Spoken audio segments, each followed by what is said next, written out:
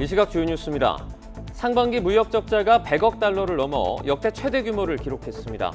끝나지 않은 러시아의 우크라이나 침공과 떨어질 줄 모르는 원자재 값이 우리 경제의 발목을 잡고 있습니다. 어제부터 유류세 인하폭이 법정 최고 한도인 37%로 확대됐습니다. 주유소 기름값은 2달 만에 조금 내려갔지만 운전자들은 체감이 잘 안 된다는 반응입니다. 유럽의 지난달 물가가 8.6% 오르며 통계 작성 이래 최고치로 올랐습니다. 우크라이나 전쟁으로 에너지 가격이 폭등했기 때문인데 앞으로 당분간 더 심해질 것으로 보입니다. 오늘과 내일은 전국 낮 기온이 35도 안팎까지 치솟는 찜통 더위가 기승을 부리겠습니다. 올해 무더위가 일찍 찾아오면서 열사병과 일사병 환자가 크게 늘었습니다. 시청자 여러분 안녕하십니까? 7월 2일 토요일 굿모닝 YTN 2부 시작합니다. 우리나라의 올해 상반기 무역 적자가 100억 달러를 넘어 상반기 기준 역대 최대 규모를 기록했습니다.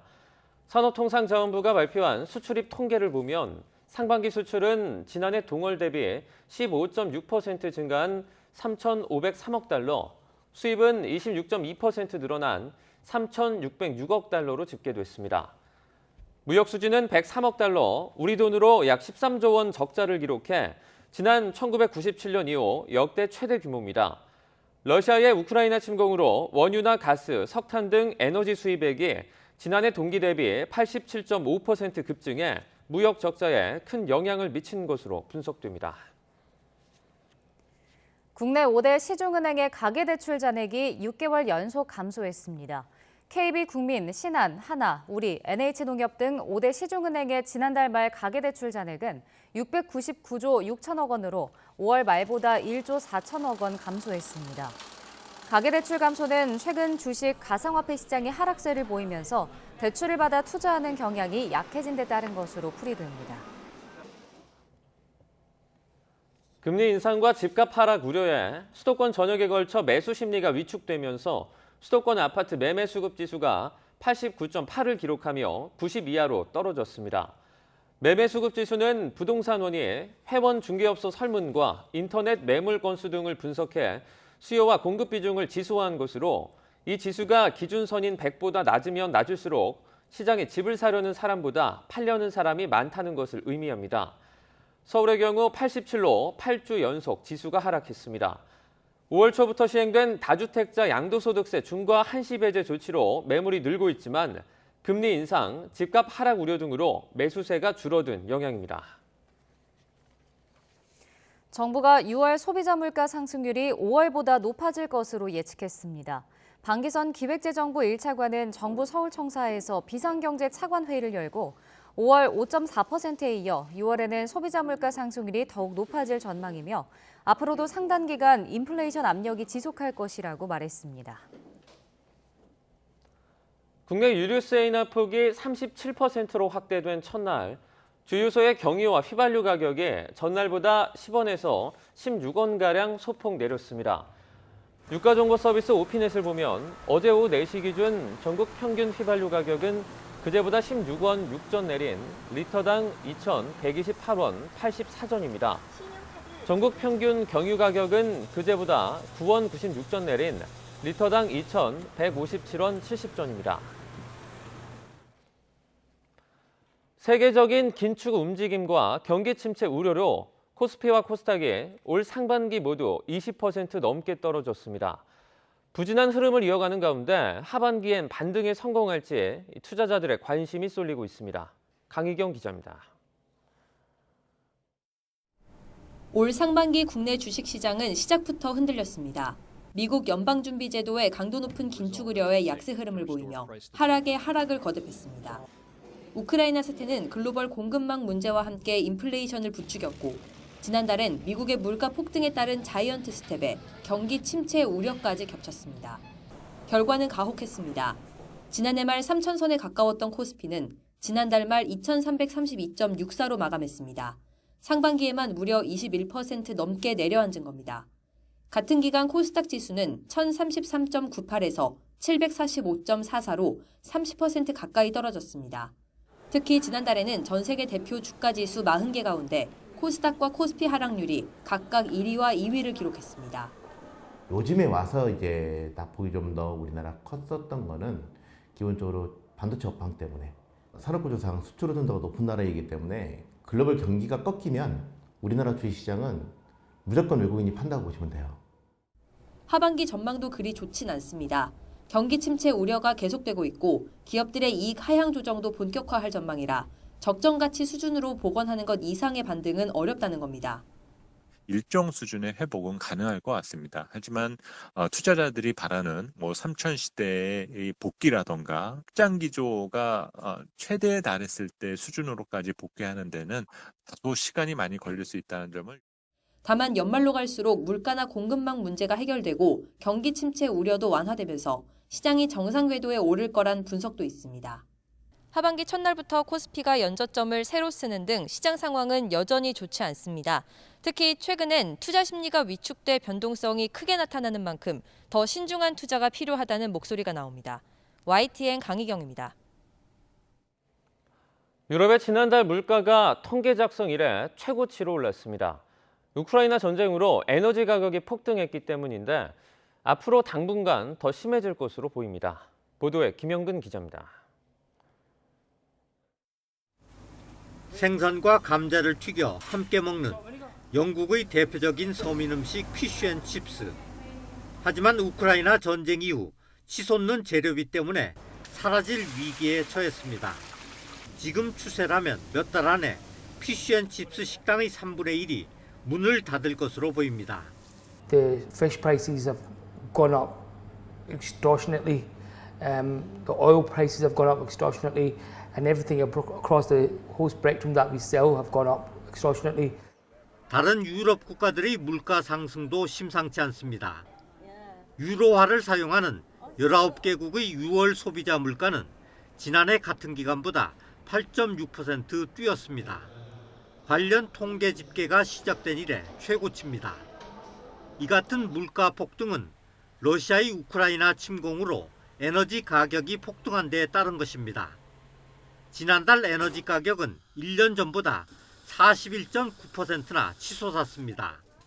식료품도 11.1% 올랐고 서비스 가격도 3.4% 뛰었습니다. 전망은 더 어둡습니다. 유럽과 러시아의 관계가 갈수록 악화하고 있어 가스 공급이 더 줄어들 가능성이 크기 때문입니다.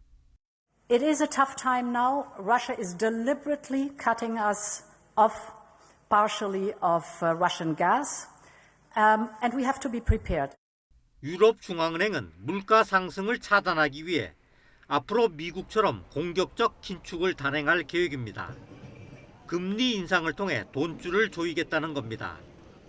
하지만 이에 따른 경기 침체를 우려하는 목소리도 높습니다. YTN 김영근입니다. 차량용 반도체 부족 현상이 계속되면서 미국 자동차 회사들이 생산에 큰 차질을 빚고 있는 것으로 나타났습니다. 코로나19 사태로 촉발된 차량용 반도체 부족 현상은 2년 넘게 이어질 수 있다는 전망이 나오고 있습니다.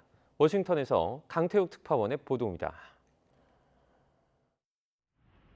미국 자동차 회사 GM은 올해 2분기 미완성 자동차 재고가 9만 5천 대에 이른다고 밝혔습니다. 재고는 반도체를 비롯한 특정 부품이 모자라 해당 부품만 빼고 일단 만든 것들입니다. 이런 미완성차는 GM의 2분기 전체 판매량 58만 2천 대의 16%에 해당합니다. 회사 측은 다만 올해 말까지는 완성해 판매할 수 있을 것으로 보고 있습니다. 이 같은 생산 차질로 GM의 2분기 실적은 타격이 불가피합니다. 현대자동차도 상황은 비슷합니다. 올해 상반기 미국 시장에서 34만 3천여 대를 팔았습니다. 이는 지난해 같은 기간보다 16% 줄어든 실적입니다. 차량용 반도체 공급이 원활하지 못해 생산이 늦어지면서 수요를 따라가지 못하고 있는 겁니다. 자동차 업계는 하지만 인플레이션 장기화와 경기 침체 전망에도 소비자들의 신차 선호는 계속 강력할 것으로 보고 있습니다. 이와 관련해 전문가들은 반도체 부족 현상이 2년 뒤인 오는 2024년까지 지속할 것으로 전망하고 있습니다. 이 때문에 미국 정부는 이를 포함한 공급망 복원을 위해 사활을 걸고 있습니다. We are looking to work with Canada and other key allies to place arrangements that will make our supply chains more resilient and help to hold costs down. 옐런 장관은 이번 달 우리나라를 방문해서도 반도체 등 회복력 있는 공급망을 구축하는 방안에 대해 논의할 예정입니다. 워싱턴에서 YTN 강태욱입니다. 민주노총이 오늘 서울 세종대로에서 전국 노동자 대회를 개최합니다. 이번 대규모 집회를 시작으로 노동계 여름 파업투쟁, 핫투가 본격화할 전망입니다. 보도에 김평정 기자입니다. 전국 민주노동조합 총연맹이 오늘 서울과 거제에서 전국 노동자 대회를 엽니다. 서울에선 서울광장을 중심으로 한 세종대로에서, 거제에선 대우조선해양 앞에서 집회를 진행합니다. 민주노총은 오후 3시부터 열리는 집회에 조합원 6만 명가량이 참여한다고 밝혔습니다. 민주노총은 이번 노동자 대회에서 정부의 노동계약 저지를 요구할 계획입니다. 민주노총은 정부가 추진하는 임금 노동시간 유연화와 중대재해처벌법 개정 등을 반대하고 있습니다. 앞서 경찰은 민주노총의 서울 집회를 금지했지만 법원은 일부 제한을 걸어 허용했습니다.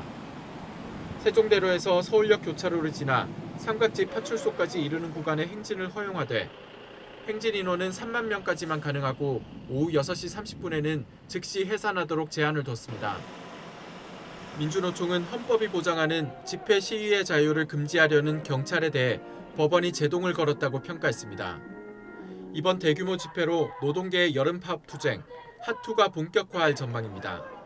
새 정부 초기이고 최근 발표된 경제정책 방향과 최저임금 인상률 등에 대한 노동계의 반발이 잇따르는 점도 강성 투쟁의 가능성을 높이고 있습니다. YTN 김평정입니다. 민주노총과 한국노총, 전국여성노동조합 등 6개 단체가 모인 여성노동연대회의가 어제 공식 출범 기자회견을 열고 여성 노동자의 현실을 드러내고 구조적 성차별에 저항하겠다고 밝혔습니다. 연대회의는 코로나19를 겪으면서 성별 임금 격차가 더욱 심해지는 등 여성 노동자들이 겪는 차별이 적나라하게 드러났다며 정부 정책에 적극적으로 개입하겠다고 설명했습니다. 현대자동차 노동조합이 올해 임금 협상에서 난항을 겪자 파업을 가결했습니다. 현대차 노조는 어제 전체 조합원 46,568명을 대상으로 쟁의행위 찬반 투표를 한 결과 제적 대비 71.8%의 찬성으로 가결됐다고 밝혔습니다. 노조가 실제 파업에 돌입하면 4년 만에 파업이 되는 것으로 2019년부터 지난해까지는 한일 무역 분쟁과 코로나19 상황 등을 고려해 무분규로 타결했습니다. 누리호 성능검증 위성에서 두 번째로 분리된 카이스트의 큐브 위성이 지상국에 신호를 보내왔습니다. 카이스트 연구팀은 큐브 위성 랑데부가 어제 오후 4시 반쯤 성공적으로 사출돼 오늘 새벽 3시 반 지상국에 위성의 상태와 배터리 정보 등이 포함된 신호를 보내왔다고 밝혔습니다. 연구팀은 신호 분석 결과 위성이 정상적으로 작동하는 것을 확인했다며 오늘 안에 한 번 더 상태 정보를 수신한 뒤 양방향 교신도 시도해볼 예정이라고 밝혔습니다.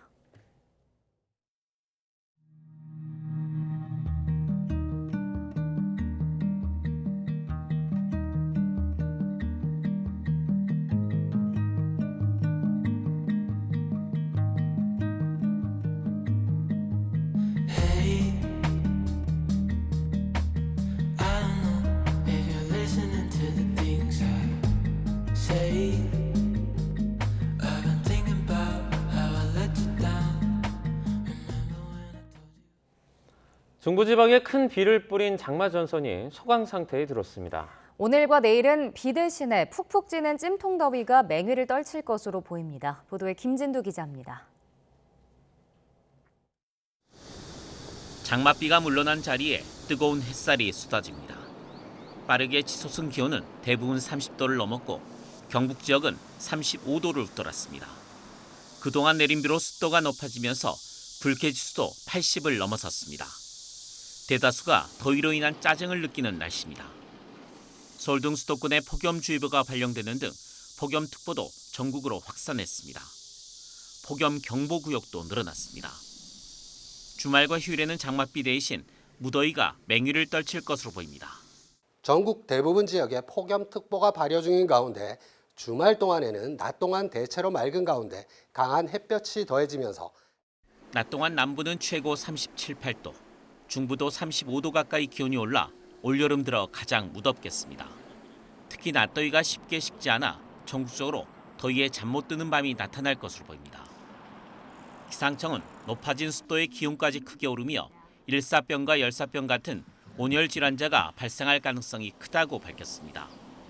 따라서 노약자는 한낮 야외 활동이나 농사 일을 자제하고 물을 자주 마시는 등 건강관리에 주의를 기울여야 할 것으로 보입니다. YTN 김유두입니다. 이처럼 장마는 소강 상태를 보여 비는 그쳤지만 전국에는 폭염특보가 확대됐습니다. 보건당국은 올해 무더위가 예년에 비해 일찍 찾아오면서 열사병과 일사병 환자가 벌써 75% 급증했다며 주의를 당부했습니다. 기정훈 기자가 보도합니다. 잔뜩 흐린 하늘에 폭우가 쏟아지더니 이번엔 무더위가 기승입니다. 특히 올해는 한 달 이상 일찍 찾아온 폭염에 열사병과 일사병 같은 온열 질환자가 크게 늘었습니다. 지난 5월 하순부터 한 달여간 더위에 쓰러져 응급실을 찾은 사람은 206명. 지난해 같은 기간 118명보다 74.6%나 많았습니다. 최근 5년 동안 만여 명, 연평균 2천여 명의 온열 질환자가 발생했고 그로 인한 추정 사망자도 매년 20명가량 됩니다. 남자가 76%로 여자보다 훨씬 많았고 연령별로 보면 50대, 60대, 40대 순이었습니다. 당연히 실외 발생이 많았는데 절반 가까이는 실외 작업장이나 논밭 등 밖에서 일하다가 발생했습니다. 온열 질환을 피하려면 물은 갈증을 느끼지 않더라도 규칙적으로 마시고 옷은 밝은 색으로 가볍고 헐렁하게 입는 게 좋습니다. 밖에 나갈 땐 모자나 양산으로 햇볕을 차단하고 가장 더운 시간엔 휴식을 취해야 합니다. 특히 땀을 많이 흘리시는 분들은 미리 소금 정제를 드시거나 또는 이제 약간 짠 음식을 미리 먹고 가시는 게 땀을 흘렸을 때 염분 소실을 막을 수 있습니다. 어지러움과 두통, 메스꺼움 같은 온열 질환 초기 증상이 나타나면 즉시 활동을 멈추고 시원한 곳에서 휴식을 취해야 합니다.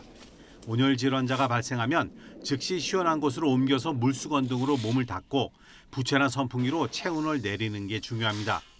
환자가 의식을 잃었을 경우엔 즉시 119에 신고해 병원으로 옮기되 질식 위험이 있기 때문에 억지로 음료수를 먹이면 안 됩니다. YTN 기정훈입니다. 주말 찜통더위가 지나고 다음 주 초반에는 올여름 첫 태풍이 우리나라에 영향을 줄 것으로 보입니다. 남부와 제주도가 직접 영향권에 들 것으로 보여 비바람 피해가 우려됩니다. 정희윤 기자의 보도입니다. 필리핀 부근에 두 개의 강한 저기압 형태의 소용돌이가 보입니다.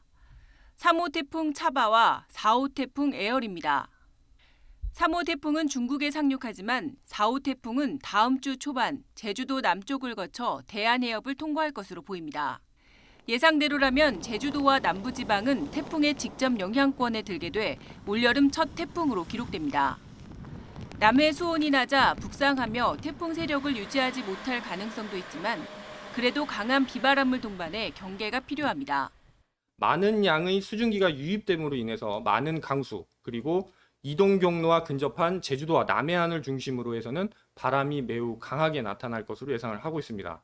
동해상과 남해상에서도 강한 바람으로 인해 높은 파도가 불 것으로 예상되니 태풍이 지나간 뒤에는 다시 장마전선이 활성화하겠습니다.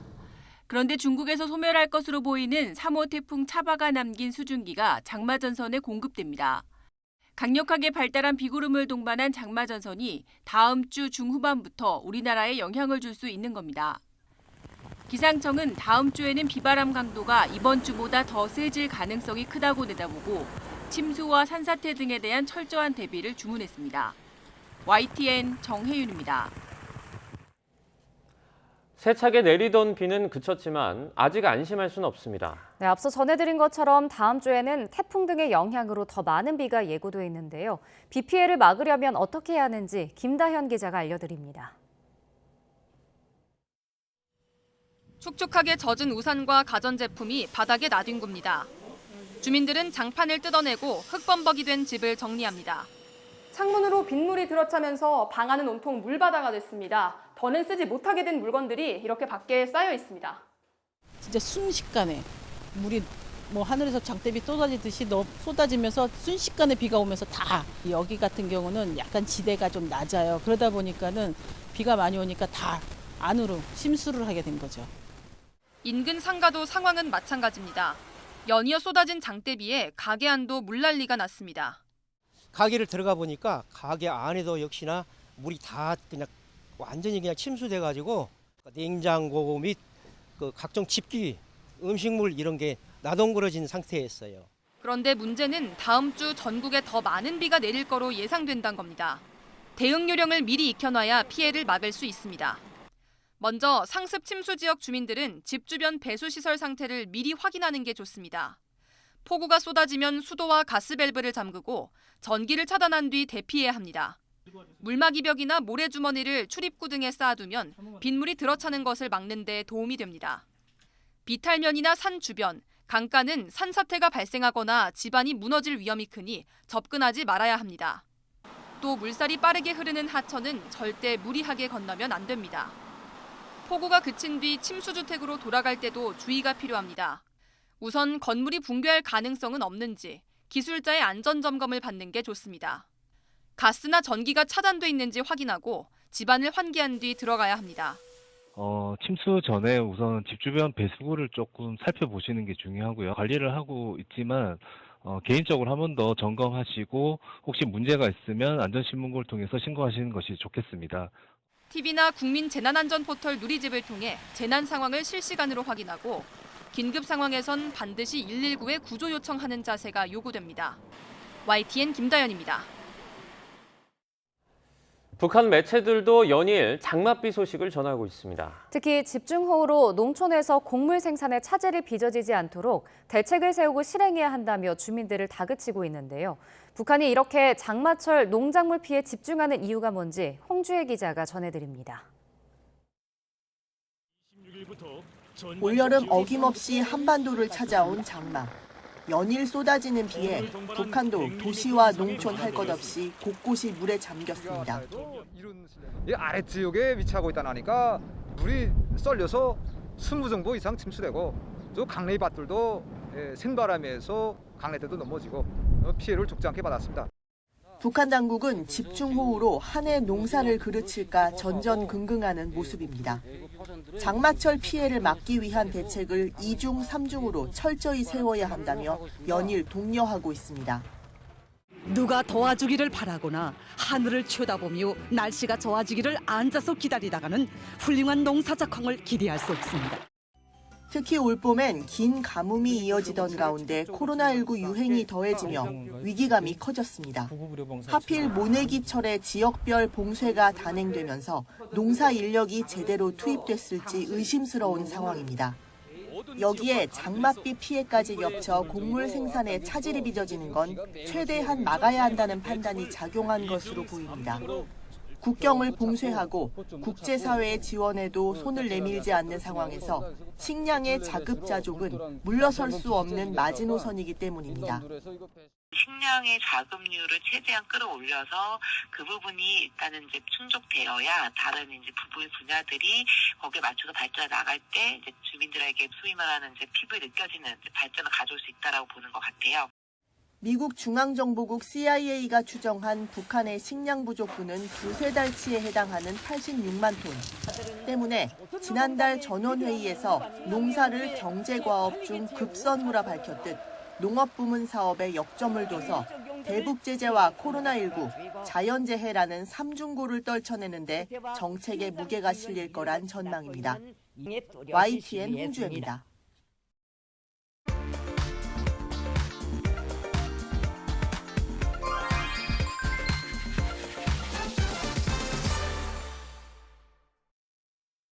오늘은 폭염에 대비를 하셔야겠습니다. 이 더위를 피하기 위해 오늘 피서 떠나는 자들도 많겠는데요.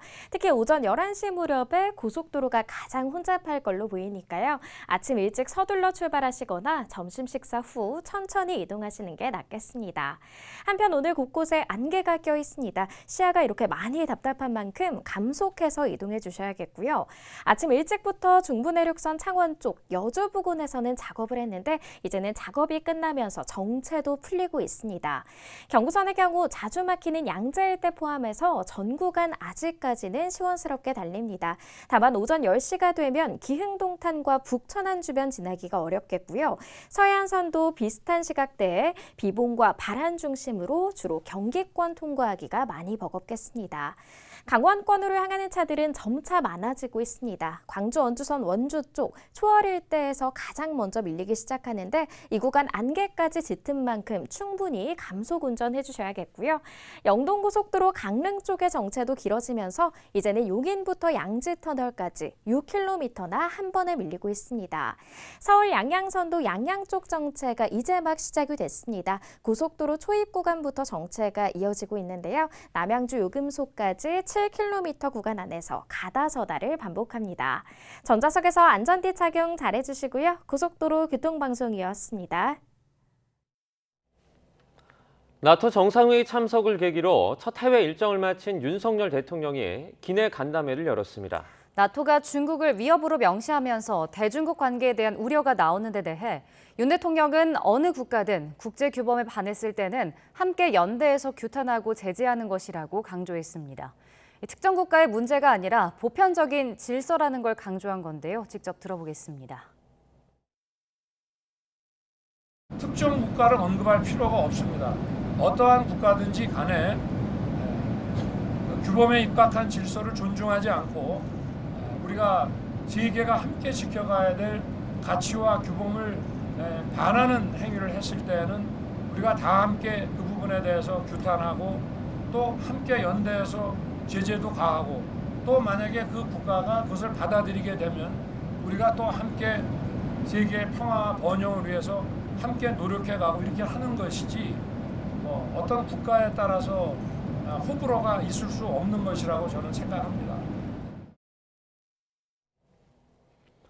중국이 나토 정상회의에 참석한 한국과 일본에 이틀 연속 좌시하지 않을 것이라고 밝히면서도 한국과 일본을 분리해서 대응하는 모습을 보이고 있습니다.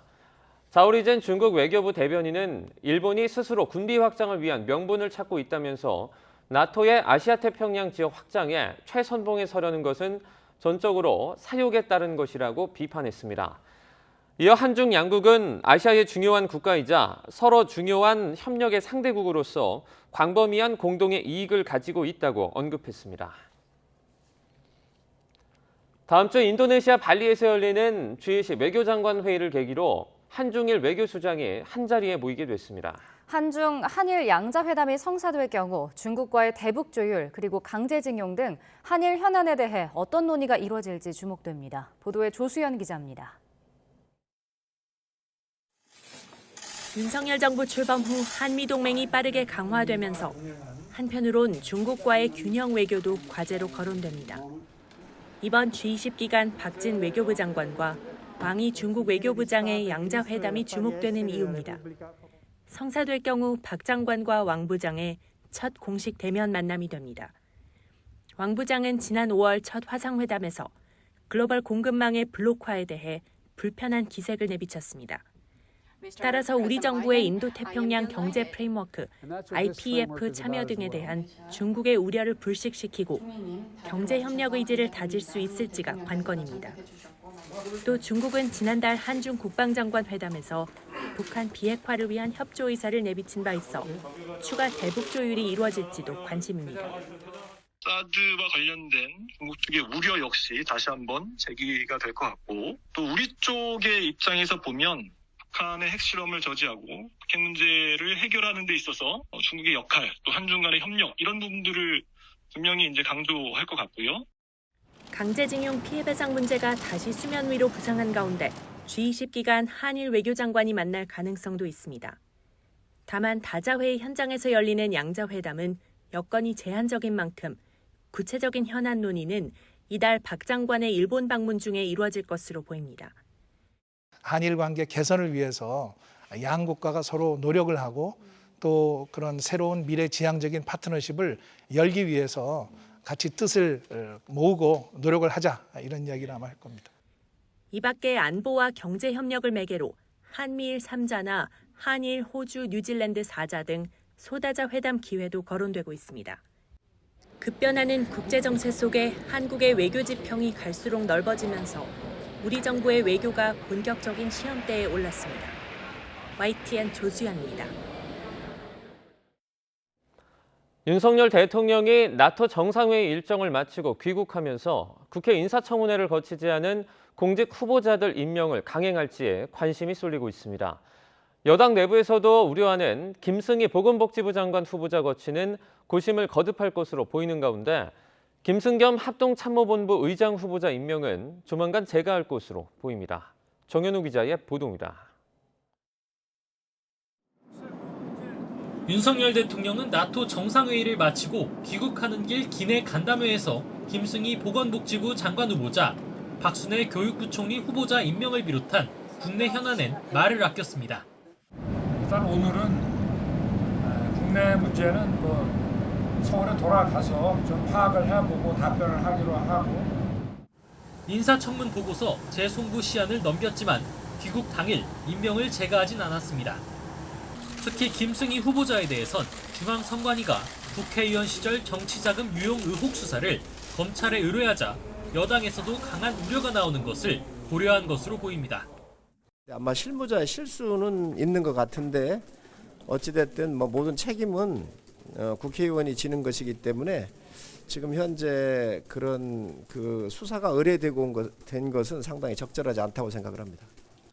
민주당은 두 후보자와 관련해 인사 대참사로 국민의 인내심을 시험한다며 자진 사퇴하거나 윤 대통령이 지명을 철회해야 한다고 연일 공세를 이어갔습니다. 무자격자의 무청문 통과 꿈도 꾸지 마십시오. 이번에도 청문도 없이 윤 대통령이 또다시 임명을 강행하거나 강행을 염두에 둔 지연 꼼수를 부린다면 중대한 민심 배반 행위가 될 것입니다. 김 후보자 측은 인사청문 준비단을 통해 정치 자금을 고의로 유용한 적 없다고 반박하면서 정면 돌파 의지를 드러냈습니다. 윤 대통령 지지율은 지난주보다 4%포인트 낮아진 43%까지 내려왔는데 부정평가 이유로 인사 문제란 응답이 가장 많았습니다. 악화하는 여론의 검찰 수사 대상이 된 김승희 후보자 거치는 고심할 수밖에 없지만 국회 공백이 길어진다면 박순애 후보자 임명은 밀어붙일 가능성도 거론됩니다. 여기에 북핵 위협 등 안보 상황을 고려해 김승겸 합참의장 후보자 임명도 인사청문회 없이 재가하기로 가닥을 잡은 것으로 알려지자 야당은 반발했습니다. 청문회를 거치지 않고 하는 꼴이 됩니다. 이것은 국회를 무시하는 처사고 국민들을 무시하는 처사입니다. 야당이 7월 임시국회를 단독 소집하며 인사청문회를 요구하는 상황에서 임명 강행이 반복된다면 여야 대치 국면은 좀처럼 풀리지 않을 거란 우려가 나옵니다. YTN 정현우입니다. 한덕수 국무총리가 홍장표 한국개발연구원 KDI 원장이 자리에서 물러나야 한다며 이례적으로 강하게 비판했습니다. 정부 조직과 공공기관에 남아있는 전 정부 출신 인사들에 대한 자진 사퇴 압박이 본격적으로 가시화되는 것 아니냐는 분석이 나옵니다. 보도에 김세호 기자입니다. 한덕수 국무총리는 홍장표 한국개발연구원 KDI 원장의 거취와 관련한 기자들의 질문에 바뀌어야 한다며 직격탄을 날렸습니다. 임기가 많이 남아있다는 지적에는 소득주도 성장 설계자가 KDI 원장에 앉아있는 것은 말이 안 된다며 오히려 한층 더 강한 어조로 비판을 이어갔습니다. 정부 조직과 공공기관에 남아있는 전 정부 출신 인사들에 대한 윤석열 정부의 불편한 심기를 그대로 드러낸 겁니다. 이 같은 발언은 최근 윤석열 대통령이 전현희 권익위원장과 한상혁 방통위원장을 향한 발언과도 맥이 닿아있습니다. 마음에 있는 얘기들을 툭 터놓고 비공개 논의도 많이 하는데 굳이 올 필요 없는 사람까지 다 배석시켜서 국무회의를 할 필요가 있나 하는 생각은 있습니다. 이 때문에 한 총리의 발언은 임기가 남은 전 정부 출신 공공기관장들에 대한 물갈이 신호탄이 될 수 있다는 분석입니다. 이미 정부는 공공기관의 재무 건전성 평가를 강화하며 부실 경영에 대한 문책을 통해 공공기관장의 교체 가능성을 열어뒀습니다. 여당도 연일 새 정부 출신 인사들에 대한 자진 사퇴 압박을 이어가고 있습니다. 새로운 정부의 국정 철학과 이념을 공유하지 않는 고위 인사들로 인해서 지금 국정이 제대로 굴러가지 못하고 굉장히 혼란에 빠지는 경향이 있는 것 같습니다. 야당은 정부와 여당이 국회 정상화와 협치 약속은 뒷전이라며 반발하고 있습니다. 사퇴를 종용했다고 전 정권을 무리하게 수사하면서도 눈 하나 깜짝하지 않고 임기가 정해진 국민권익위원장, 방송통신위원장, KDI 원장 등 국책연구원장까지 모두 쫓아내려 합니다. 전 정부 출신 기관장들에 대한 현 정부의 사퇴 압박이 본격화될 것이라는 관측 속에 이를 둘러싼 정치권의 힘겨루기도 더욱 치열해질 전망입니다. YTN 김세호입니다. 당내 갈등의 중심에 선 국민의힘 이준석 대표가 나토 정상회의 참석을 마치고 돌아온 윤석열 대통령을 깜짝 마중했습니다. 윤리위 징계심의와 친윤계와의 갈등으로 인한 고립 상황을 해소하기 위한 것 아니냐는 분석이 나왔습니다. 이경국 기자가 보도합니다. 나토 정상회의 일정을 마치고 귀국한 윤석열 대통령이 김건희 여사와 비행기에서 내립니다. 이상민 행정안전부 장관과 짧은 대화를 나눈 윤 대통령. 뒤이어 기다리고 있던 국민의힘 이준석 대표와 웃는 얼굴로 악수합니다. 지난달 27일 출국 당시에는 대응에 나서지 않았던 이 대표가 깜짝 마중에 나선 겁니다. 정말 성과가 좀 한국에서 보기에도 의미가 있었다라고 말씀드렸고. 이를 두고 다양한 해석이 잇따랐습니다. 먼저 친윤계와의 입단 갈등 끝에 윤 대통령과의 가교 역할을 하던 박성민 전 당대표 비서실장이 사퇴한 상황. 대통령과의 소통이 끊기는 게 아니냐는 우려를 불식시키기 위함이라는 겁니다. 또 윤리위 징계 심의를 앞두고 입지가 좁아진 상황에서 윤심의 지원을 요청한 거 아니냐는 분석도 나왔습니다. 다만 이 대표는 박성민 비서실장 사퇴에 압박이 있었을 거라며 친윤계를 향해서는 연일 날을 세웠습니다. 주변에서 어떤 압박이라 해야 될까 이런 걸 받고 있어 너무 잘 알겠더라고요. 말을 하시는 분들이 원하는 방향으로 대표를 이끌어라라는 건데. 측근들 역시 이 대표가 공천 개혁에 나서자 등을 돌린 거라고 비판을 쏟아냈습니다. 친윤계 전체가 돌아섰다라는 평가는 어느 정도 맞는 것 같습니다. 반감 내지는 두려움을 가지고 계신 분들이 많은 것 아닌가. 반면 친윤계 의원들을 중심으로는 당대표가 오히려 분란을 조장하고 있다는 기류도 강합니다. 길어지는 집권여당 내홍에 당 안팎의 비판 여론은 나날이 커지고 있습니다. 하지만 이준석 대표와 친윤계 모두 쉽게 물러서지는 않을 것으로 보이는 만큼 당내 혼란은 당분간 계속될 것으로 보입니다. YTN 이경국입니다. 더불어민주당 내 친이재명계 의원을 중심으로 당대표 권한을 축소해서는 안 된다는 집단 성명이 나왔습니다. 이재명 의원이 출마 결심을 굳힌 것 아니냐는 분석이 나오는데 박지원 전 비대위원장도 이 의원의 불출마론에 가세했습니다. 보도에 김승환 기자입니다. 더불어민주당 일부 의원들이 8월 전당대회에서 당대표 대신 최고위원의 권한을 강화해서는 안 된다고 촉구했습니다. 기존 친이재명계 주장과 일맥상통하는데 7인회인 정성호, 김남국, 문진석 의원과 양이원영 의원 등 모두 14명이 이름을 올렸습니다. 당대표의 손발을 묶고 이름만 남기겠다는 의도로 당내 기득권과 공천의 유불리에만 관심을 가지는 모습으로 비춰질 수 있습니다. 당원과 일반 국민 여론조사 비율도 높이자고 주장했습니다. 이재명 의원이 출마 의사를 굳히고 친명계가 지원 사격에 나선 것 아니냐는 분석이 나왔지만 당사자들은 특정인을 위한 건 아니라고 부인했습니다. 어떤 게 가장 민주당의 혁신을 위해서 필요한 것인가 이런 고민에서 동의가 됐기 때문에 이 자리에 섰고 우리 당에 저는 이재명 계가 실체가 있는지는 잘 모르겠어요. 세대 교체를 전면에 건 97그룹과 이재명 의원의 일전이 불가피해 보이는 상황에서 박지원 전 공동비상대책위원장도 이 의원의 불출마를 촉구했습니다. 청년을 중심으로 전당대회 출마 요구가 이어져 고심한다면서도 어차피 대표는 이재명, 어대명 기류엔 제동을 걸었습니다. 결국에 또 민생이 실종되지 않을까 하는 그런 우려가 있고요. 이재명 의원께서 당대표에 나가시는 것에 대해서는 우리 당 의원님들께서 우려하시는 것처럼 저도 같은 우려점을 가지고 있습니다. 당내 일단 불출마 여론에 이재명 의원은 정면 돌파를 선택할 것으로 보이는데 반 이재명 진영의 바람몰이가 더해지며 당권 경쟁이 점점 뜨겁게 달아오르고 있습니다. YTN 김승환입니다.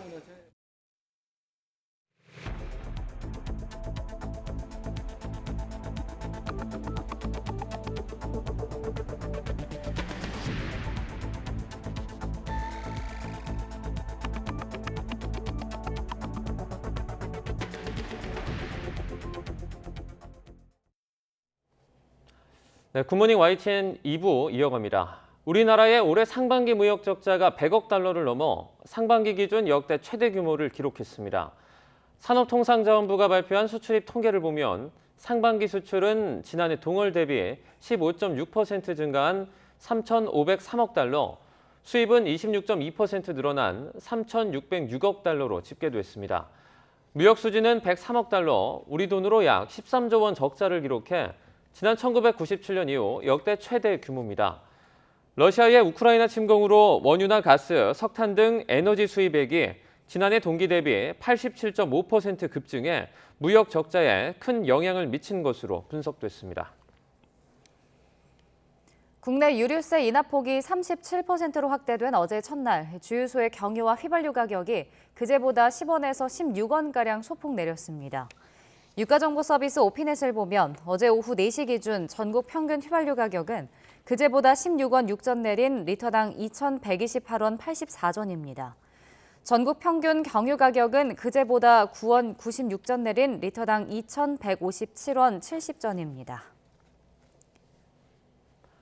추경호 경제부총리가 대기업 노동자의 임금 인상을 자제해달라고 한 발언을 두고 후폭풍이 거셉니다. 특히 월급 빼고 다 올랐다는 직장인들의 반발이 큰데요. 일부 기업의 임금 인상 자제가 물가 상승에 어떤 영향을 미칠 수 있는지 살펴봤습니다. 윤혜리 기자입니다. 다만 우리 경제 어려움을 감안해서 경영계에서는 과도한 임금 인상을 자제해 주시고 추 부총리의 이 같은 발언은 직장인들의 거센 반감을 불러왔습니다. 대기업들의 임금 인상이 가파른 물가 상승에 기름을 끼얹을 수 있다는 취지였지만 가뜩이나 월급 빼고 다 올랐다는 말이 나오는 지금 왜 월급쟁이들에게 희생을 전가하냐는 볼멘 소리가 나옵니다. 정부가 물가 오르는 거에 대해서 해결을 해야 되는데 그거를 저희 월급이나 연봉에서 해결을 하려고 하는 게 좀 아닌 것 같아요. 물가를 잡는다고 국민들을 괴롭히냐. 온라인 커뮤니티에서도 직장인 월급부터 잡는다는 성토글을 쉽게 찾아볼 수 있을 정도입니다. 다만 실제로 일부 대기업의 임금 인상이 노동자 전체의 급여 상승을 불러와 전반적인 물가 상승을 견인할 수 있다는 분석이 나옵니다.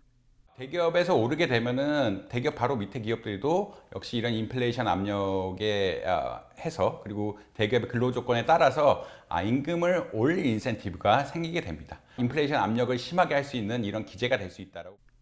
앞서 한국경영자총협회도 올해 초 급격한 물가 상승과 사회적 격차 해소 등을 이유로 대기업의 임금을 최소한의 수준으로 인상할 것을 권고했습니다. 하지만 현재 고물가 현상은 러시아의 우크라이나 침공 같은 외부적 원인이 큰 만큼 임금 인상 억제가 물가에 미치는 영향은 제한적일 수 있다는 전망도 적지 않습니다. 임금 계약은 노사 간 자율성에 맡기는 게 좋다는 겁니다. 임금 인상이 물가 인상으로 이어지는 악순환에 빠지지 않도록 한다는 취지는 이해할 수 있지만 임금 자체는 기업과 근로자 간에 자율적으로 결정될 수 있도록 하는 부분이 보다 중요할 것으로 생각됩니다. 높아진 물가만큼 임금이 올라야 한다는 노동자들의 요구도 큰 가운데 정부의 물가 문제 해결 능력이 시험대에 올랐습니다. YTN 윤혜리입니다. 유로존의 6월 소비자 물가가 1년 전보다 8.6% 올랐다고 EU 통계기구인 유로스타트가 현지 시각 2일 밝혔습니다. 이는 1997년 관련 통계 집계가 시작된 이래 최고치입니다. 유로존의 물가 상승률은 지난해 11월 이래 4월 7.4%, 5월 8.1%를 기록하면서 거듭 사상 최고치를 경신했습니다. 러시아의 우크라이나 침공 이후 에너지 가격이 기록적으로 상승한 데 따른 것으로 에너지 가격은 1년 전보다 41.9% 치솟아 전달 기록을 경신했습니다. 어제 SRT 탈선 사고 때문에 상행선 열차들이 2시간은 기본이고 길게는 4시간 이상 지연됐습니다. 지하철 운행이 끝난 한밤중에 도착한 승객들은 지친 몸으로 긴 줄을 서서 택시를 기다려야 했습니다. 김다연 기자입니다. 새벽 3시를 넘긴 서울역. KTX 열차 한 대가 도착하자 지친 기색의 승객이 하나 둘 모습을 드러냅니다. SRT 탈선 사고 여파로 선로를 함께 쓰는 KTX 열차 운행도 덩달아 밀린 겁니다. 지금 좀 갈 데도 없고 좀 막막하긴 하네요. 요즘 피곤했으면 진짜 가고 싶네요, 지금 빨리. 지하철 막차가 끊긴 승객은 발을 동동 구르다가 결국 택시 정류장으로 향합니다. 새벽 3시 반을 넘긴 시각입니다. 지연된 열차가 속속 도착하면서 택시 승강장에도 줄이 끊이질 않고 있습니다. 오늘 새벽 2시 기준으로 상행선의 경우 KTX와 SRT 열차 70개가, 하행선은 54개가 지연됐습니다. 2시간은 기본, 길게는 4시간 넘게 도착이 늦어진 열차도 있었습니다. 원래 서울역에 11시 48분 도착 기차였는데 이제 지연이 돼가지고 지금 2시 50분쯤에 도착하게 됐습니다. 갑작스레 현장에 투입된 직원은 역 곳곳에서 승객들을 안내하느라 진땀을 뺐습니다. 너무 고생하셨고요. 일단 제가 말씀드릴 수 있는 고객님이 아마 대전에서 그런 안내를 잘못 받으신 것 같고요. 코레일과 SR은 피해를 본 이용객에게 교통비 등을 배상한다는 방침입니다. 그러나 긴 시간 선로비에 묶여 있었던 지친 몸과 마음은 제대로 보상받기 어려워 보입니다. YTN 김다연입니다. 어제 SRT 탈선 사고와 관련해 국토교통부는 밤샘 복구 작업을 했고 상행선은 오전 9시쯤 정상 운행될 것으로 예상한다고 밝혔습니다.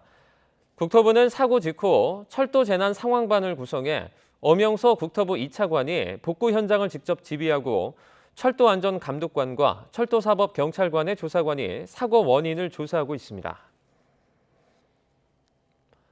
어제 오전 서울 종로 한복판에서 건물이 흔들린다는 신고가 접수돼 입주민 1000여 명이 긴급 대피했습니다. 냉각팬이 부서진 것 외에 큰 문제는 없어 대피령은 3시간 만에 풀렸지만 입주민들은 놀란 가슴을 쓸어내려야 했습니다. 안동준 기자가 현장을 다녀왔습니다. 서울 도심의 고층 건물 주변이 출입 통제선으로 막혀 있습니다. 주변 차량과 행인의 접근을 차단한 채 화재 진압 장비를 장착한 소방관들이 건물 내부로 진입합니다. 어제 오전 10시 25분쯤 서울 종로구에 있는 고층 건물에서 진동이 느껴졌다는 신고가 동시다발적으로 접수됐습니다.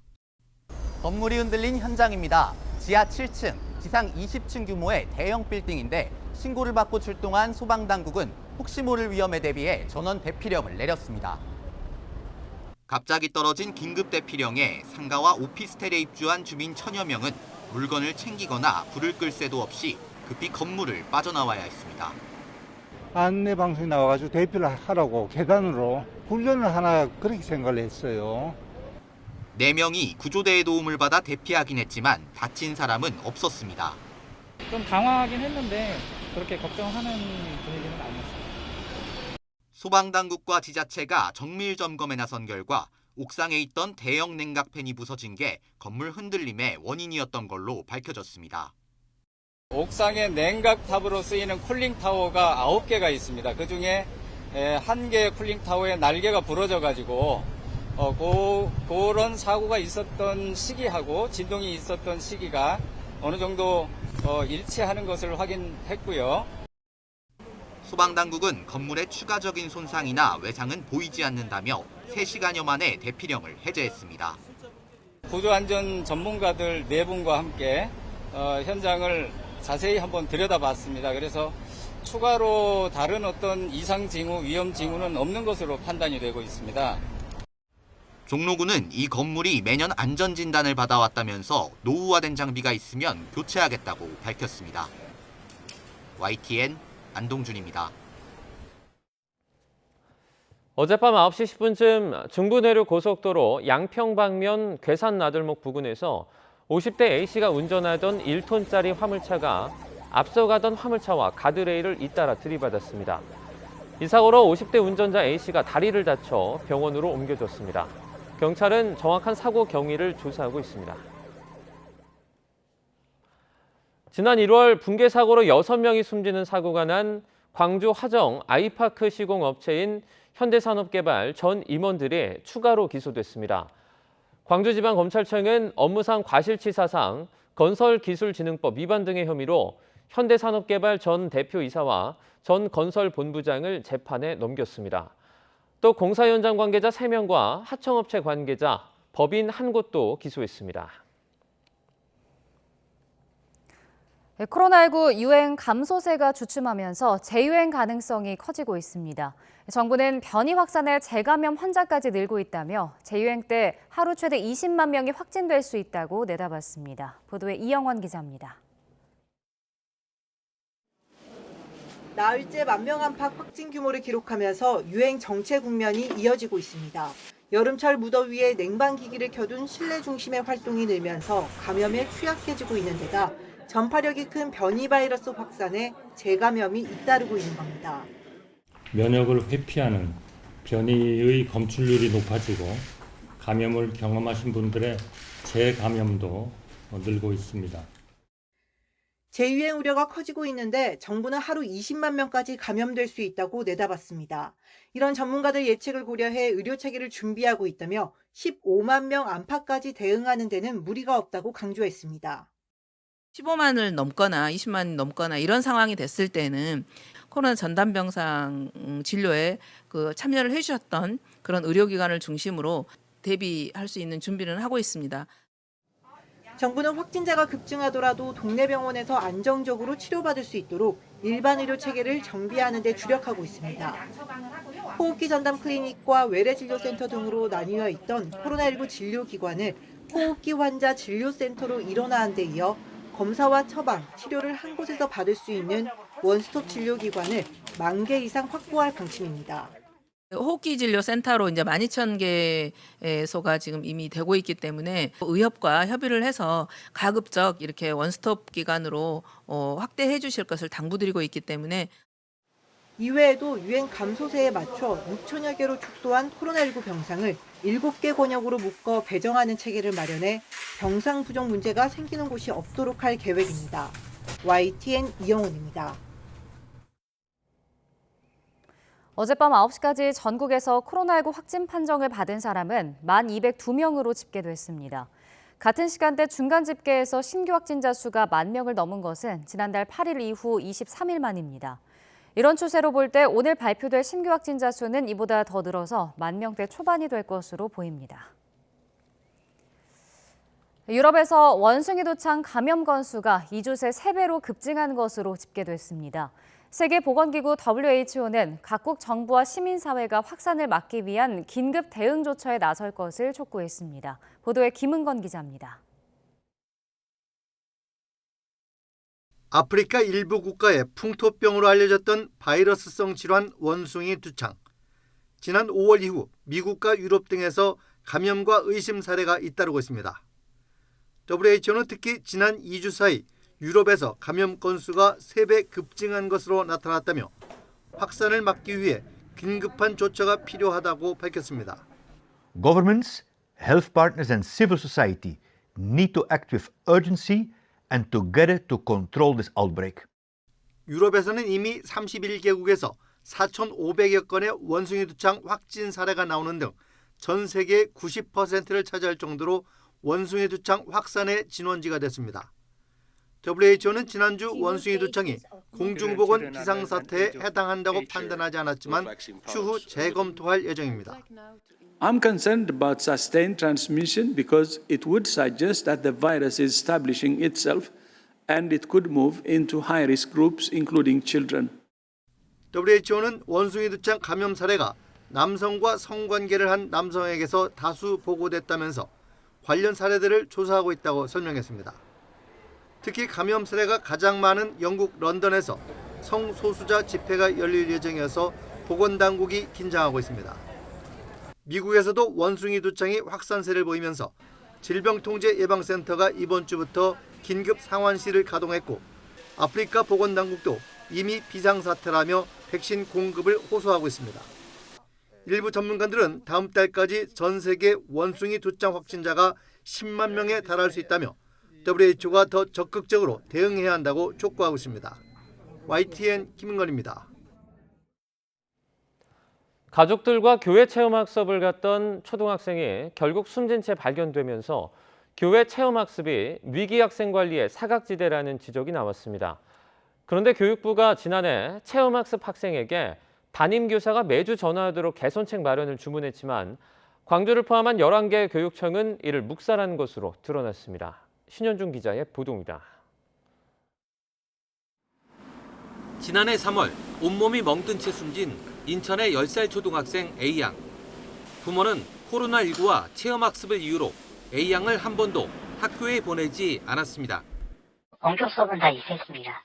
등교 수업은 이 아이들 지병이 있어서 코로나 감염 우려가 좀 걱정이 되니까 체험학습을 내겠다고 해서요. 등교 수업일마다.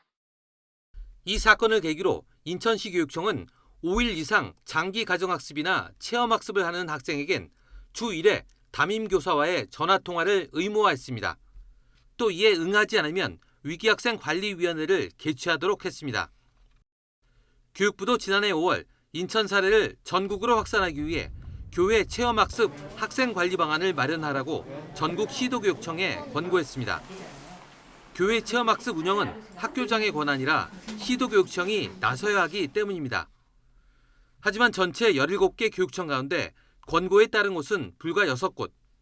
고 조윤아 양의 학교가 있는 광주교육청을 포함해 서울교육청 등 11곳은 교육부 권고를 그냥 넘겼습니다. 이런 소홀한 관리 아래 조 양은 제주와 여수, 외갓집을 방문한다며 올해 1학기에만 7차례에 걸쳐 모두 35일 체험학습을 신청했습니다. 마지막으로 5월 19일부터 약 한 달간 제주 체험학습을 신청한 뒤 연락이 끊겼고 결국 학교로 다시 돌아올 수 없었습니다. 제주에 실제로 가지도 않았고 그리고 완도 쪽으로 해서 갔다는 것으로 보면 예. 제주로 한 달 체험 학습을 가겠다라고 하는 것은 이제 조양이 학교에 등교하지 않게끔 하는 그런 명분에 불과한 것으로밖에는 보기 어려운 상황인 거고. 전화 통화가 의무였다면 이상한 낌새를 알아챌 수도 있었다는 점은 아쉬운 대목입니다. 교육부는 재차 체험학습 관리 방안을 만들라고 시도교육청에 요청했지만 사후 약방문이란 지적을 피하기 힘들게 됐습니다. YTN 신현주입니다. 완도 일가족의 사망 사건을 수사하는 경찰이 아버지의 가상화폐 투자 내역을 확인했습니다. 광주 남부경찰서는 완도 해역에서 숨진 채 발견된 실종 학생의 아버지 36살 A씨가 지난해 3월부터 3달에 걸쳐 가상화폐에 1억 3천만 원을 투자한 사실을 확인했습니다. 또 가상화폐 투자를 통해 최종적으로 약 2천만 원에 달하는 손실을 받고 실종 전에 검색한 루나코인에는 투자하지 않았다고 설명했습니다. 이달부터 실업급여 지급 요건이 강화됐습니다. 정부가 실업급여 반복 장기수급자에 대한 지급 요건을 한층 꼼꼼하게 살피기로 했습니다. 김연아 기자입니다. 실업급여는 불가피하게 일자리를 잃었을 때 생계 불안을 덜어서 재취업에 집중하도록 돕는 게 목적입니다. 따라서 이를 찾으려는 노력이 계속돼야만 수급 자격이 인정되는데 최소 최저임금의 80%를 받을 수 있어서 실제로는 일할 생각 없이 180일 일하고 120일씩 급여 타기를 반복하는 등 악용 사례도 적지 않았습니다. 그냥 인터넷 입사 지원만 하시는 경우에는 뭐 면접 제의라던가 취업 자체를 거부하는 사례도 있으셔가지고 면접을 보기로 하고는 이제 안 받으시는 경우에 이제 업체들이 이제 좀 피해를 보시는 경우가 생기시는 거죠. 코로나19 확산 이후 구직 활동 인정 범위가 대폭 확대되고 관리가 허술해지면서 이런 사례는 더 늘었습니다. 정부는 일상 회복에 맞춰 다시 실업급여 본래의 구직 촉진 기능을 강화하기로 했습니다. 이에 따라 재취업 활동 범위를 구직으로 제한해 어학학원 수강 등은 인정하지 않고 취업 특강이나 직업 심리 검사 등도 구직 활동으로 인정해주는 횟수를 제한합니다. 210일 이상 장기 수급자와 반복 수급자는 개인별 취업 상담과 함께 일자리를 집중 알선합니다. 구직의 활동만으로도 실업급여 수급이 되는 상황이 왔어요. 그래서 그런 것들은 이제 다 배제시키고 실질적인 구직 활동을 시키겠다는 거죠. 그래서 재취업으로 이어지게 만들려는 거. 노동부가 운영하는 워크넷을 통한 입사 지원은 제한 횟수를 없애는 대신 기업체에서 피드백을 받고 모니터링 시스템을 개선해 진짜 구직자인지 아니면 허위 형식적 지원을 반복하고 있는 것인지 찾아낼 예정입니다. 다만 수급자들의 혼란을 막기 위해서 이번 조치는 신규 수급자와 장기 수급자에게만 적용됐습니다. 정부는 제도가 안착하고 나면 조기 재취업 수당 제도를 개선하고 실업 인정 기준도 강화해 취업을 더욱 독려할 계획입니다. YTN 김연아입니다. 군에 잇따른 성폭력 피해 사건 등에 대한 수사와 재판이 모두 군에서 이루어지다 보니 제 식구 감싸기가 비일비재하다는 비판이 잇따랐죠. 이런 문제점 개선을 위해 개정된 군사법원법이 이달부터 시행에 들어갔습니다. 어떤 점이 달라졌는지 한동호 기자가 설명해 드립니다.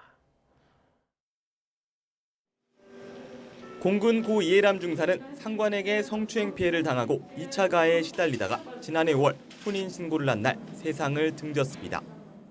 피해자한테 미안한 마음 안 드시는지. 죄송합니다. 미안한 마음 조금도 없으세요?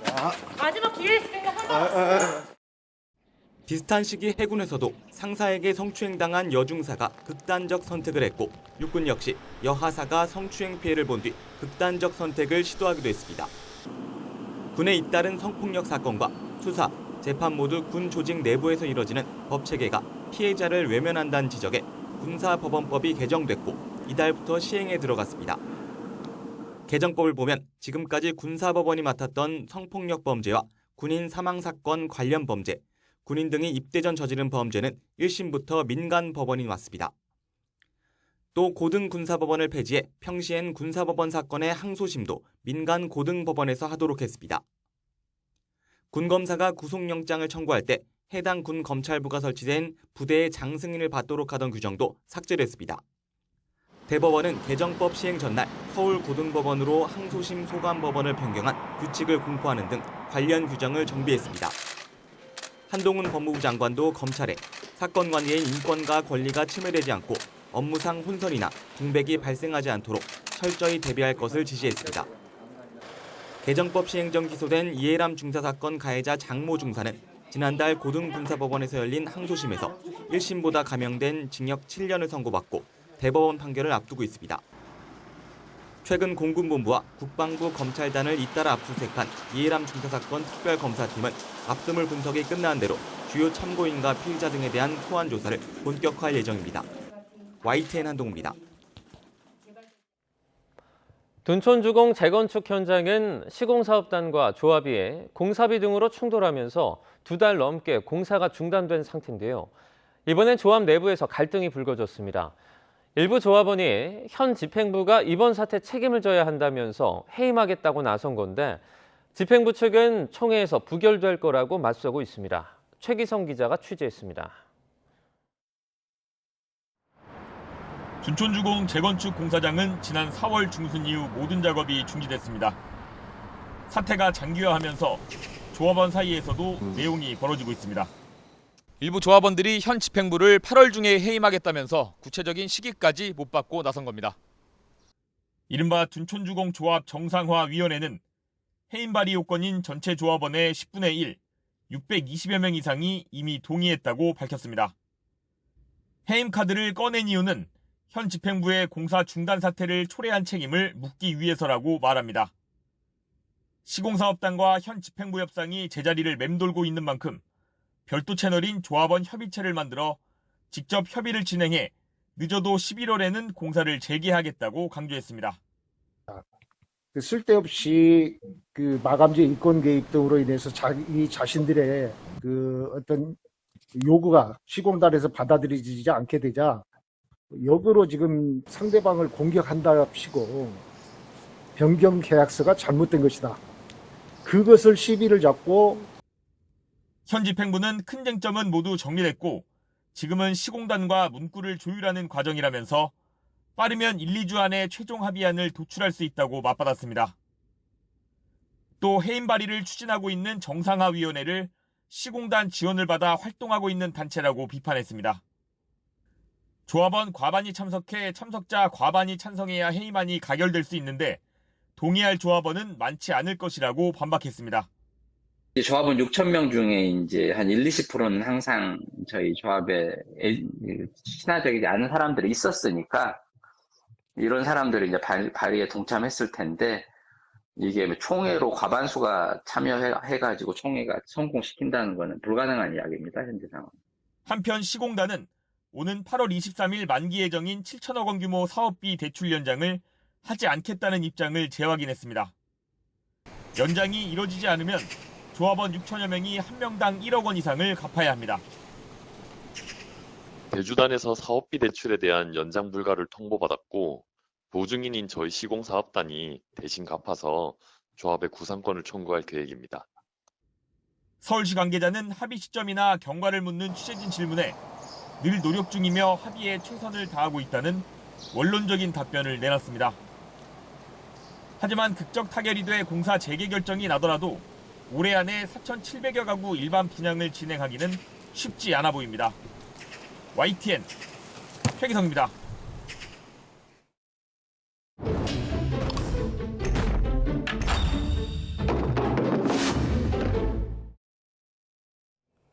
최근 세계적인 해커 집단인 어나니머스가 루나 폭락 사태 장본인인 권도영 테라폼랩스 대표를 심판하겠다고 경고했다는 언론 보도가 잇따랐습니다.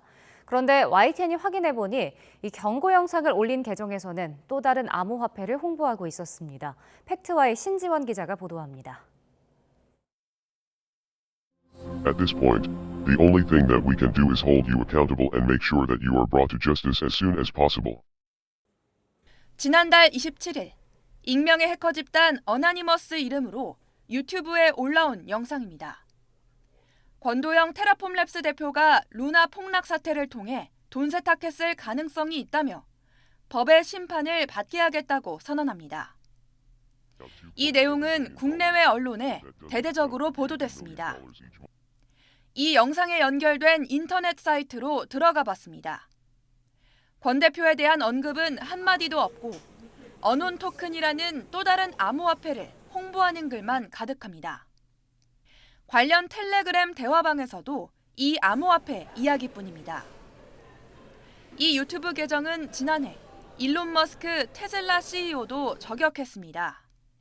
루나 폭락 사태와는 정반대로 일론 머스크가 테슬라 전기차를 비트코인으로 결제하도록 하겠다고 해 암호화폐 시장이 급등했을 무렵입니다.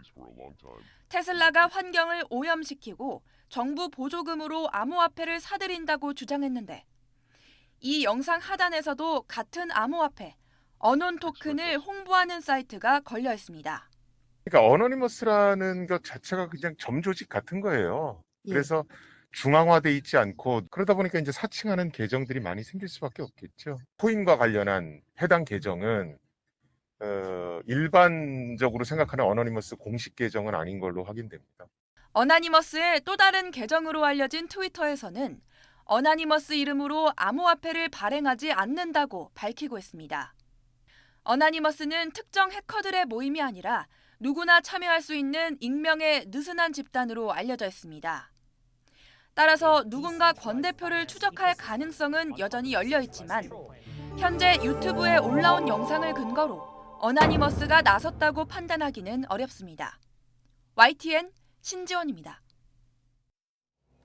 천연기념물로 수령 400년 된 성균관 문묘의 은행나무가 지지대 교체 작업 중에 큰 가지들이 부러졌습니다. 어제 오후 12시 반쯤 문화재청의 위탁을 받은 한 나무병원이 서울 종로구 문묘의 명륜당 경내에 있는 은행나무의 지지대 교체 공사를 하던 중 직경 90cm와 30cm 정도 되는 가지들이 부러졌습니다. 목격자들은 노목에 대한 지지대 교체 공사는 대체 지지대를 먼저 설치한 뒤 진행돼야 하지만 대체 지지대 없이 지지대 교체 작업을 하다가 가지가 부러졌다고 전했습니다. 논문 표절 의혹으로 서울대 자체 조사를 받고 있는 윤석노 교수팀의 또 다른 논문에 대해 표절 의혹이 제기됐습니다. 의혹이 불거진 논문의 제1저자는 이종욱 과학기술정보통신부 장관의 아들이자 서울대 박사 과정을 받고 있는 이모 씨로 알려졌습니다. 해당 논문은 인공지능의 압축 기법인 지식 증류를 위한 AI 신경망 구성의 효율적 구성 방법을 다룬 것으로 지난해 6월 온라인 저널에 제출됐습니다. 러시아군이 우크라이나 남부 항구 도시 오데사의 아파트에 미사일 공격을 가해 18명 이상이 숨졌습니다. 러시아가 전략 요충지인 뱀섬에서 철수한 지 하루 만에 인근 오데사항 지역을 공격했다는 점에서 뱀섬 철수의 분풀이라는 분석이 나오고 있습니다. 김진호 기자입니다. 우크라이나는 오데사항 인근에 있는 9층짜리 아파트와 리조트 건물이 러시아군의 미사일에 맞아 수십 명의 사상자가 발생했다고 밝혔습니다. 한밤중에 미사일에 피격된 아파트 건물이 일부 무너지면서 피해가 컸습니다. 리조트 시설에서는 어린이를 포함한 3명 이상이 숨졌습니다. As started today's morning with the missiles attack on Odessa and Odessa region. Today's morning started with a lot of victims. 미사일은 흑해 상공의 러시아 전투기에서 발사된 것으로 전해졌습니다. 로이터 등 외신은 이번 공격이 러시아가 흑해 최대 요충지로 꼽히는 뱀섬에서 철수를 발표한 지 하루 만에 이루어진 점에 주목했습니다. 러시아는 우크라이나의 곡물 수출을 막지 않는다는 것을 보여주기 위해 인도적인 차원에서 철수를 결정했다고 밝혔습니다. 하지만 우크라이나는 쫓겨났다고 주장합니다. Нашої артилерії, ударів ракетних військ і авіації, противник, російські окупанти залишили острів Зміїний. Ми всі радіємо. Це так. 러시아가 하필 뱀섬과 가까운 전략 항구인 오데사항 인근 지역을 폭격했다는 점에서 뱀섬 철수에 분풀이를 한 것 아니냐는 분석이 나오고 있습니다. YTN 김준호입니다. 북대서양조약기구 나토가 러시아의 위협에 맞서 유럽의 군사력을 증강한다고 하자 러시아가 맞대응을 경고했습니다. 강대강 대치 속에서 서방과 러시아 정치인들의 비방전도 한층 가열되고 있습니다. 임수근 기자입니다. 우크라이나에 대한 군사 지원과 러시아 제재를 논의한 주요 7개국 정상회의. 회의는 푸틴 러시아 대통령에 대한 조롱으로 시작했습니다. 맨몸으로 말타던 푸틴을 소환합니다.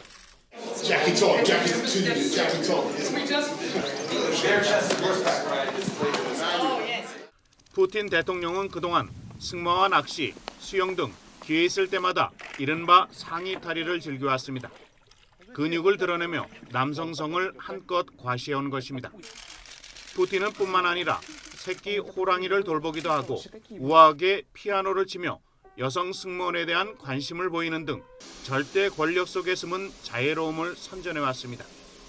존슨 영국 총리는 푸틴의 남성성 과시가 이번 우크라이나 침공을 통해 드러났다며 푸틴의 행위야말로 해로운 남성성의 완벽한 예라고 비판했습니다.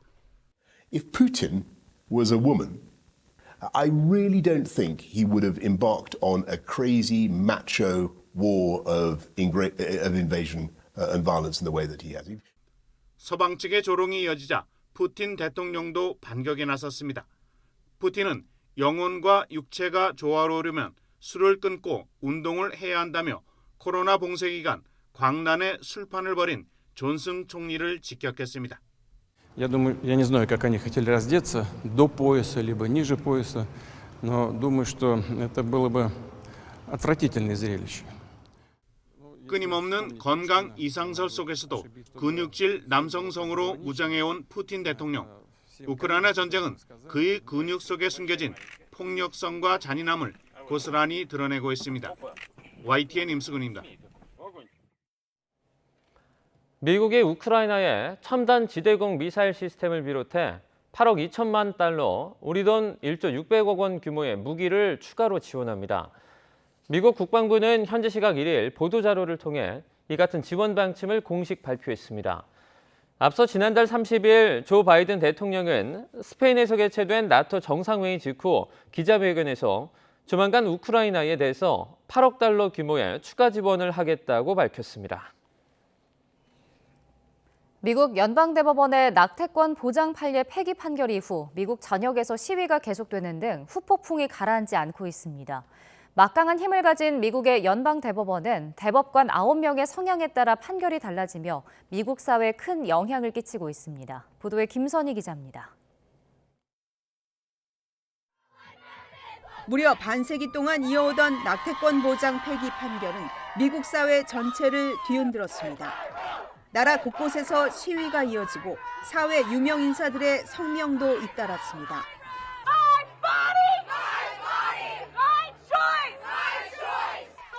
미국 최고의 사법기관 연방대법원은 처리 건수가 많지 않아도 실생활과 관련되거나 찬반이 대립한 사안이 많아 파급력이 엄청납니다.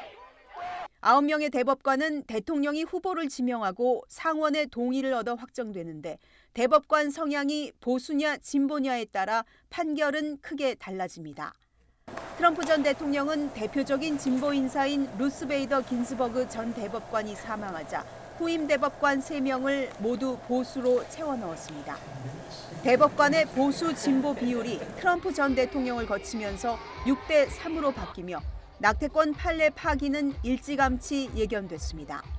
I feel like there's a sense of nationalism, patriarchy spreading, but the United States having such a conservative Supreme Court, they are literally taking all our rights away. 연방대법원은 이번 판결 외에도 최근 보수 이념이 확연히 드러나는 판결을 내렸습니다. 미국 최대 도시 뉴욕의 공공장소에서 개인이 권총을 휴대할 수 있는 권리를 인정했습니다. 텍사스주 유벨디 초등학교 총기 난사 사건에 충격이 가시기도 전에 보수적인 대법원이 100년 넘게 유지해온 총기 규제까지 허문 겁니다. 이처럼 보수와 진보 성향 대법관 비율이 중요해지면서 일부 대법관은 직간접적으로 자진 사퇴 압박을 받기도 합니다. 28년간 재직해온 스티븐 브라이어 대법관은 올해 갑자기 사퇴설이 돌았고 1월 말 퇴임했습니다. 조 바이든 대통령은 후임에 첫 흑인 여성 대법관을 지명하고 상원 동의까지 얻었지만 보수 진보는 여전히 6대 3으로 유지돼 미국 사회에 계속 막대한 영향력을 발휘할 전망입니다. YTN 김선희입니다. 조 바이든 미국 대통령이 연방대법원의 낙태권 폐지 판결을 거듭 규탄하며 오는 11월 중간선거에서 민주당이 상원 의석수를 늘린 뒤 입법화에 나설 것을 시사했습니다. 특히 낙태권 입법을 추진할 때 상원의 필리버스터 규정이 방해된다면 관련 규정을 고쳐서라도 입법에 나설 것을 내비쳤습니다. 바이든 대통령은 현지 시각 1일 민주당 소속 주지사들과 가진 화상회의에서 대법원이 끔찍한 극단주의 결정을 내렸다며 그러나 이것으로 끝은 아니라고 말했습니다. 이어 일부 극단 성향의 주지사들은 여성들의 낙태를 위한 여행을 금지하려 하는데 연방정부가 이들의 권리를 보호하기 위해 조치를 취할 것이라고 약속했습니다. 홍콩 반환 25주년이 됐습니다. 시진핑 중국 국가주석은 1국가 2체제를 유지하겠다면서도 홍콩이 중국의 사회주의와 공산당의 영도를 존중해야 한다고 강조했습니다. 중국은 홍콩에 자치를 부여하고 있다고 주장하지만 점점 중국의 일부로 편입되고 있습니다. 베이징에서 강성웅 특파원의 보도입니다. 시진핑 중국 국가주석이 5년 만에 홍콩을 방문해 주권 반환 25주년 기념식에 참석했습니다. 마침 새로 임기가 시작된 존 리 행정장관과 강요들로부터 선서도 직접 받았습니다.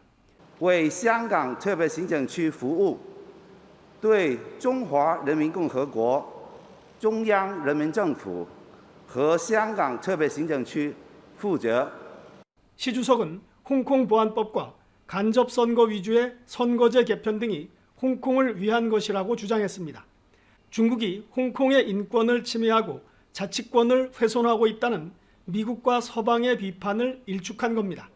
有利于维护香港居民民主权利，有利于保持香港繁荣稳定。 홍콩의 자본주의 체제를 허용하는 일국 양제, 즉 일국가 2체제도 당분간 유지하겠다고 밝혔습니다. 하지만 일국가라는 원칙이 확고할 때 2체제의 이점도 두드러진다며 중국 통치권에 우위를 부각했습니다. 또 중국의 근본 제도는 사회주의며 공산당의 영도는 중국 사회주의의 본질적 특징이라고 말했습니다. 特别行政区所有居民应该自觉尊重和维护国家的根本制度。 기념식에 앞서 열린 국기 개양식에서 홍콩 경찰은 중국군에서 배운 거위 걸음으로 입장했습니다. 홍콩 기자협회는 시 주석이 온 이번 25주년 행사에 일부 언론사의 취재가 제한됐다고 비판했습니다. 중국은 홍콩이 고도의 자치를 누리고 있다고 주장하고 있지만 홍콩은 사실상 중국의 작은 지방정부 가운데 하나로 전락하고 있다는 지적을 받고 있습니다. 베이징에서 YTN 강성웅입니다. 옛 잉카 제국 유적인 페루의 마추픽추가 인근 산불로 위협을 받았습니다. 페루 문화부는 남부 쿠스코 마추픽추 인근에서 지난달 28일 시작된 산불이 90% 이상 진화됐다고 밝혔습니다. 문화부는 마추픽추 인근 20만 제곱미터 숲이 불에 탔지만 다행히 마추픽추와 또 다른 야크타 유적지에는 피해가 없었다고 설명했습니다. 이번 불은 화전을 일구려는 농민의 방화로 시작된 것으로 소방대가 외진 산악지대 접근에 어려움을 겪으면서 진화에 시간이 걸렸습니다.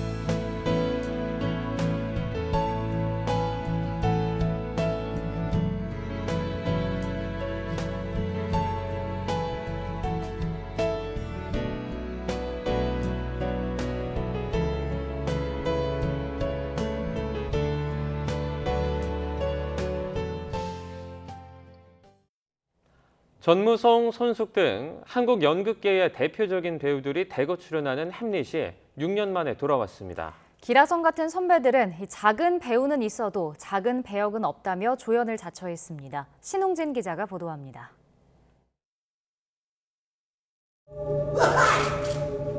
넌 서울있구나. 너는 노였구나.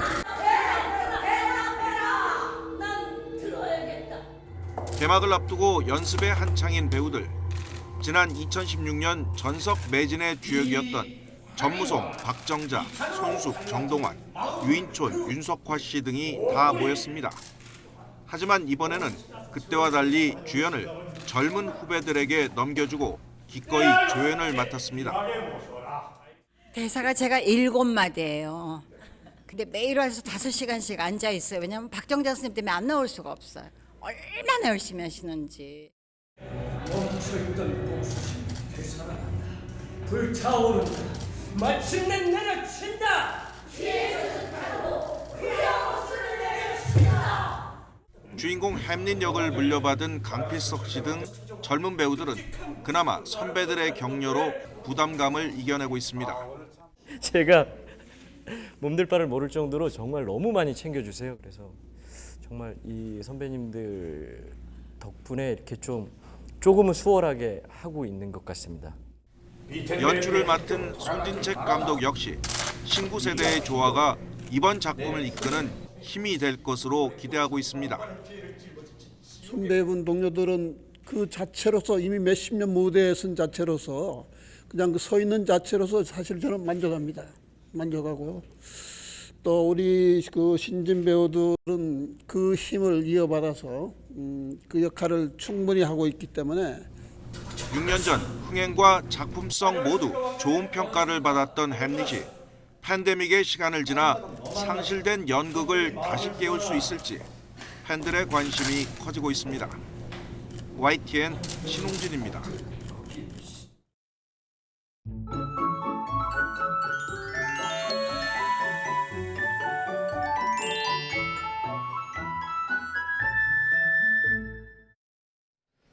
네, 장마가 쉬어가는 사이 폭염이 찾아옵니다. 현재 대부분 지방에 폭염주의보가, 특히 경북을 중심으로 폭염 경보가 내려진 가운데 오늘 대구의 낮 기온이 36도, 서울도 33도까지 오를 것으로 보입니다. 한편 어제 발생한 제4호 태풍 에어리는 현재 예상대로라면 다음 주 초반쯤 제주도 남쪽 해상까지 다가온 뒤 대한해협을 통과할 것으로 보이지만 아직까지는 변동성이 큰 상황입니다. 오늘 비 소식은 없지만 소나기 소식이 있습니다. 대기 불안정으로 오후부터 저녁 사이 돌풍과 벼락을 동반한 요란한 소나기가 예상됩니다. 현재 기온 살펴보면 서울이 24.6도고요. 낮 기온은 서울이 33도, 대전은 34도로 예상됩니다. 월요일에는 충청과 남부를 시작으로 다시 장맛비가 길게 이어질 전망입니다. 날씨였습니다. 네, 토요일 아침 굿모닝 YTN은 여기까지입니다. 잠시 후 뉴스와이드가 이어집니다. 시청해주신 여러분 고맙습니다.